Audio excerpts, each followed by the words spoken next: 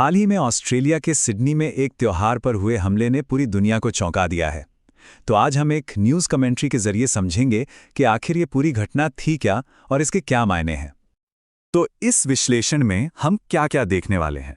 सबसे पहले तो बात करेंगे कि यह हमला हुआ कैसे, फिर देखेंगे कि सोर्स ने इसे 7 अक्टूबर की घटना से कैसे जोड़ा है। इसके बाद हम वहाँ के हालात, दुनिया भर से आए रिएक्शंस और ऑस्ट्रेलिया के अपने कॉन्टेक्स्ट को भी समझेंगे। और आखिर में सोर्स ने जो कुछ बड़े सवाल उठाए हैं उन पर भी बात करेंगे। तो सबसे पहले जानते हैं कि हुआ क्या था। मतलब ये कोई रैंडम अटैक नहीं था। सोर्स के मुताबिक इसका निशाना सीधे सीधे एक यहूदी त्योहार हनुका का जश्न था, जो इसे एक संभावित हेट क्राइम भी बना देता है। और इस बेरहम हमले का नतीजा बहुत ही भयानक था। 12 लोगों की जान चली गई, जिसने पूरी कम्युनिटी में एक डर और शोक का माहौल बना दिया। अब बात यह है कि सोर्स इस घटना को सिर्फ एक अकेली घटना की तरह नहीं देख रहा है, बल्कि इसकी तुलना हाल ही में हुए एक और बड़े हमले से की जा रही है, जिससे इसका पूरा मतलब ही बदल जाता है। तो जैसा कि हम देख सकते हैं, सोर्स ने यहां साफ साफ इजराइल में हुए 7 अक्टूबर के हमले और इस घटना के बीच की समानताओं को दिखाया है। देखिए, दोनों में टारगेट त्योहार थे, तरीका था भीड़ पर गोलियां चलाना और नतीजा भारी दहशत और मौतें। ये तुलना इस हमले को एक बड़े ग्लोबल कॉन्फ्लिक्ट के हिस्से के तौर पर पेश करती है। चलिए अब सीधे चलते हैं ग्राउंड जीरो पर और देखते हैं कि वहां क्या मंजर था जो देखते ही देखते दहशत में बदल गया। तो जो लोग वहां मौजूद थे, उनके बयानों से एक बहुत ही खौफनाक तस्वीर सामने आती है। शुरू में तो लोगों को लगा कि तेज म्यूजिक के बीच ही आतिशबाजी हो रही है। इस भगदड़ में इंग्लैंड के पूर्व क्रिकेटर माइकल वॉन जैसे कई लोग भी फंस गए थे, जिन्हें जान बचाने के लिए एक कमरे में छिपना पड़ा। इसी बीच एक वायरल वीडियो में एक बहुत ही हैरान करने वाला पल कैद हुआ। एक आम आदमी ने हिम्मत दिखाकर एक हमलावर को निहत्था कर दिया, लेकिन फिर उसने एक बहुत मुश्किल फैसला लिया।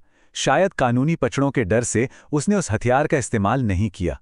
इस वजह से हमलावर को भागकर अपने साथी के साथ दोबारा फायरिंग शुरू करने का मौका मिल गया। ये घटना आत्मरक्षा और कानून के बीच की एक बहुत ही मुश्किल दुविधा को दिखाती है। अब जाहिर है, इतने बड़े हमले के बाद ऑस्ट्रेलिया और दुनिया भर से रिएक्शंस आने शुरू हो गए। सोर्स ऑस्ट्रेलिया के प्रधानमंत्री के शुरुआती बयान पर ध्यान खींचता है। उन्होंने हमले की निंदा तो की, उसे एक आतंकी घटना भी बताया, लेकिन एक चीज थी जो उन्होंने नहीं कही। उन्होंने यहूदी समुदाय का जिक्र तक नहीं किया, जो कि साफ तौर पर निशाना थे। और ये चूक सोर्स के मुताबिक बहुत बड़ी थी। और बस इसी बात को लेकर कम्युनिटी में भारी गुस्सा देखने को मिला। आलोचकों का कहना था कि यहूदी समुदाय का नाम न लेना एक तरह से इस हमले की यहूदी विरोधी सोच को नकारने जैसा था। उनके मुताबिक यह सरकार की बढ़ती यहूदी विरोधी भावना पर चुप्पी का एक प्रतीक था। लेकिन दूसरी तरफ दुनिया भर के नेताओं ने इस पर बहुत तेजी से और साफ साफ अपनी बात रखी। भारत के प्रधानमंत्री समेत दुनिया के कई लीडर्स ने इस हमले की कड़ी निंदा की और इसे आतंकवाद का एक कायरतापूर्ण काम बताया। अच्छा, इस पूरी घटना को ठीक से समझने के लिए ऑस्ट्रेलिया का कुछ लोकल कॉन्टेक्स्ट जानना भी जरूरी है। सोर्स हमें बताता है कि ऑस्ट्रेलिया में करीब 1 लाख यहूदियों की एक अच्छी खासी कम्युनिटी है। अब ये जानना इसलिए ज़रूरी है क्योंकि इससे पता चलता है कि ये हमला सिर्फ एक ग्लोबल इवेंट नहीं था, बल्कि ये सीधे सीधे ऑस्ट्रेलिया में बसी एक खास कम्युनिटी के दिल पर किया गया हमला था। अब इस पूरी त्रासदी के बीच एक चीज़ जिसकी सोर्स तारीफ करता है, वो है ऑस्ट्रेलियन पुलिस का रिस्पॉन्स। और ये सिर्फ ताकत का इस्तेमाल नहीं था, बल्कि एक बहुत ही मॉडर्न और ऑर्गेनाइज्ड एफर्ट था। मतलब ये कहानी का एक बिल्कुल अलग पहलू दिखाता है। पुलिस ने सबूत जमा करने के लिए पब्लिक पोर्टल बनाए, गुमनाम जानकारी के लिए टिपलाइंस शुरू की और सबसे ज़रूरी, उन्होंने लोगों के मानसिक स्वास्थ्य का भी ध्यान रखा और उसके लिए हॉटलाइंस भी जारी की। ये दिखाता है कि ऐसी घटनाओं से कैसे निपटा जाना चाहिए। तो चलिए अब इस विश्लेषण के आखिरी हिस्से पर आते हैं, जहां सोर्स हमलावरों के मकसद और कुछ बहुत ही ज़रूरी सवालों पर बात करता है। सोर्स का मानना है कि हमलावर शायद फिलिस्तीन समर्थक या हमास के समर्थक थे। ये भी बताया गया है कि एक हमलावर की शक्ल एक पाकिस्तानी नागरिक से मिलती है, हालांकि इसकी पुष्टि नहीं हुई है। सोर्स इस हिंसा को ऑस्ट्रेलिया में चल रहे फिलिस्तीन समर्थक प्रदर्शनों से भी जोड़ता है, जिनके खिलाफ एक्शन नहीं लिया गया।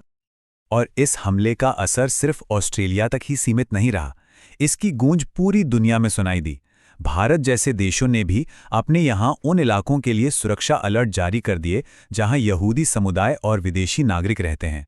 ये बताता है कि आज की दुनिया में आतंकवाद का खतरा कितना जुड़ा हुआ है। तो सोर्स का जो आखिरी संदेश है वो अपने दर्शकों के लिए एक सीधा कॉल टू एक्शन है कि देश की सुरक्षा के लिए नागरिकों का सतर्क रहना बहुत जरूरी है।